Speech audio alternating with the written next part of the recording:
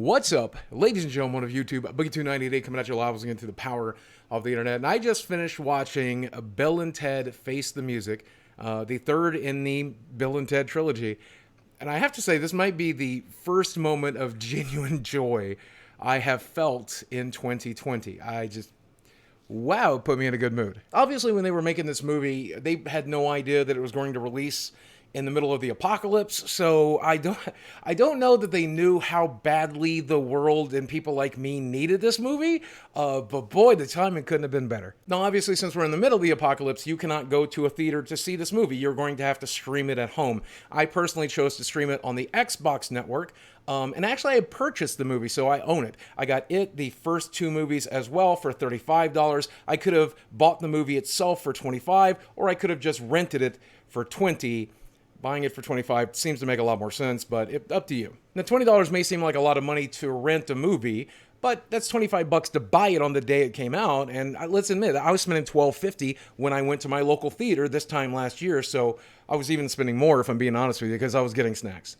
Look at me, of course I was getting snacks. Now, going back, let me say that this is a way better movie than I was expecting. It does hold up compared to the first two. I mean, if you're not a fan of the first two, you're definitely not going to enjoy this one because it's the same stupid, fish out of water, comedic romp that you got for the first two movies. It doesn't really make a lot of sense. The plot line is absurd. The jokes are, everything about it's just off the wall, stupid, cartoonic comedy.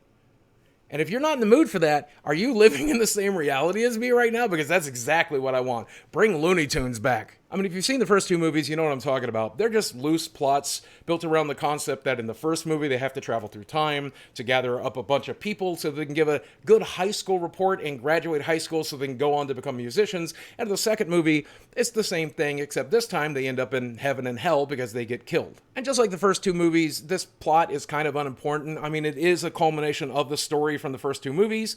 It does pretty much give you the ending that you were expecting from the first film. But it doesn't really matter because it's not about the destination. It's about the journey with these movies, and I think that's kind of obvious. And the journey this time is a lot of fun.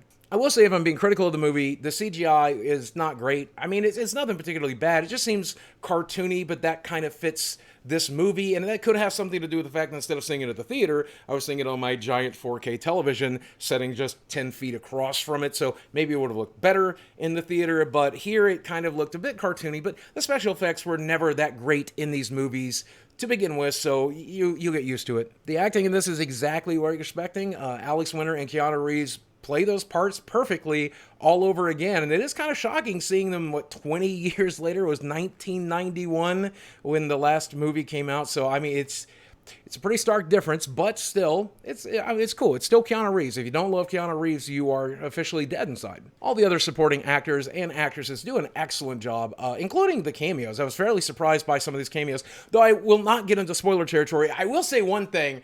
There's a very notable cameo that is missing from this. I thought for sure they would fit Weird Al into this movie somewhere, maybe in the background or something silly like that. Maybe he would make a parody of, the song that they're supposed to write, or maybe he would make a parody of one of their more famous songs from their past or something.